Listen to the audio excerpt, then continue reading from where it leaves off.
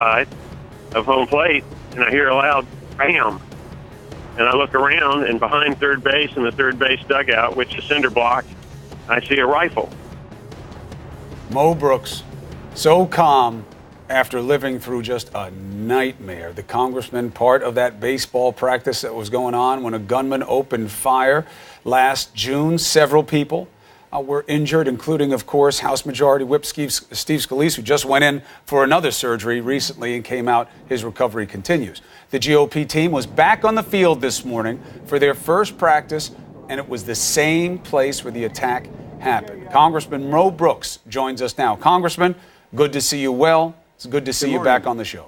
Good morning, Chris. Good morning, Allison. Great to have you. So what was it like to be back out on the field? It was wet. If you play baseball, those aren't the ideal conditions. But on a more serious note, it was mixed emotions. On the one hand, it was good to be with our comrades as we try to put together a baseball team to compete, hopefully, with the Democrats. Democrats have a better team, but hopefully, underdogs sometimes do win, as we did 2 years ago. And we raised over $1 million for local charities. That's the positive side. The little adverse side was remembering that on this same field, last time we were there, 5 of our colleagues got shot, 1 congressman and 4 other individuals, including Capitol Police, and an assailant was dead behind home plate near the stand. So it's very mixed emotions. And was it hard to go back to that field? I know there was a lot of security, as there probably will always be forevermore. And so what was it? I mean, and also Steve Scalise, not being able to be there. So what were your emotions? Well, that's a part of it. I was practicing at second base, and the last time we had someone practicing at second base, he ended up getting shot. And that'll be a memory that is emblazoned in my brain. I'll never forget it. That made it a little bit more difficult. Zach Barth jumping in the first base dugout over myself, and Jeff Flake, a senator, with a hole in his leg. Of course, you'll never forget that. Capitol Police officers returning fire, both wounded.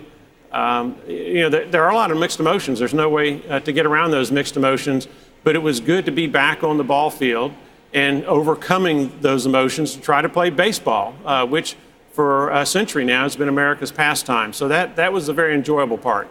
So how are you doing with all this, Mo? I mean, we've been following you, obviously. Often we go at it about your positions and your arguments there as a congressman. You're obviously still a passionate fighter for your principles.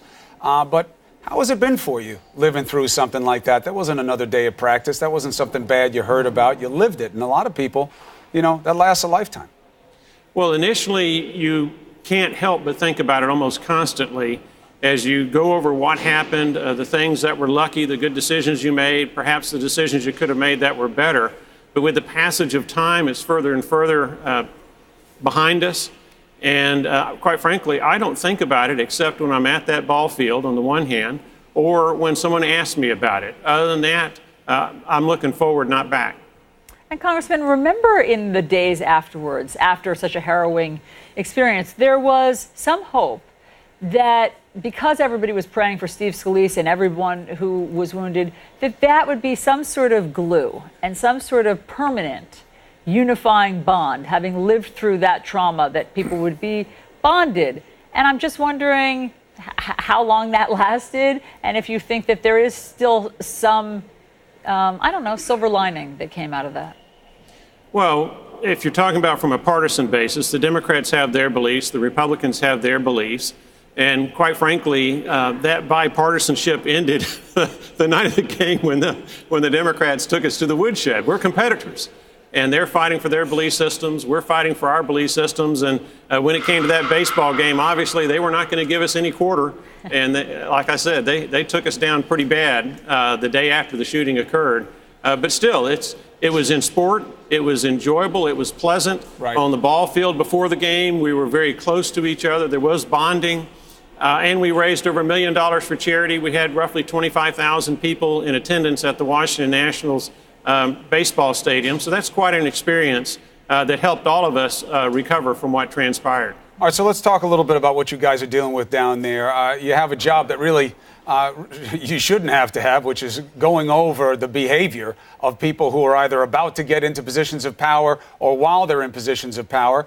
You have what's going on with Dr. Ronnie Jackson. That's going to be a Senate issue in terms of confirmation. You're in the House. You're going to be dealing with Scott Pruitt at the EPA. You got about 6 open investigations into him about what he's been doing and whether it's ethical and right as a cabinet secretary. What are your feelings about how much stink is too much? Well, there are always investigations of conduct in the executive branch by the legislative branch, the United States Congress. So this is not abnormal. There are always people who will level accusations against people in power. Some of those accusations have merit, some do not. And hopefully we'll be able to work our way through these investigations with a minimal amount of partisanship, get to what truly transpired.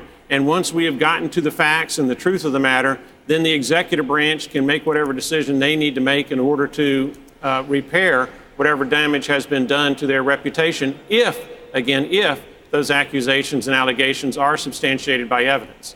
From what you've heard thus far, should Dr. Ronnie Jackson withdraw his nomination? No, I don't think so, but that's not my decision. Right. It's his decision. He knows whether the accusations are true or not true, okay? Again, there are always going to be allegations and accusations. The key is determining what the truth is in the face of conflicting evidence. I'm a commercial litigator. I've litigated in court. I've been a prosecutor. I've been a defense attorney. And when you see a complaint or you see an indictment, those are mere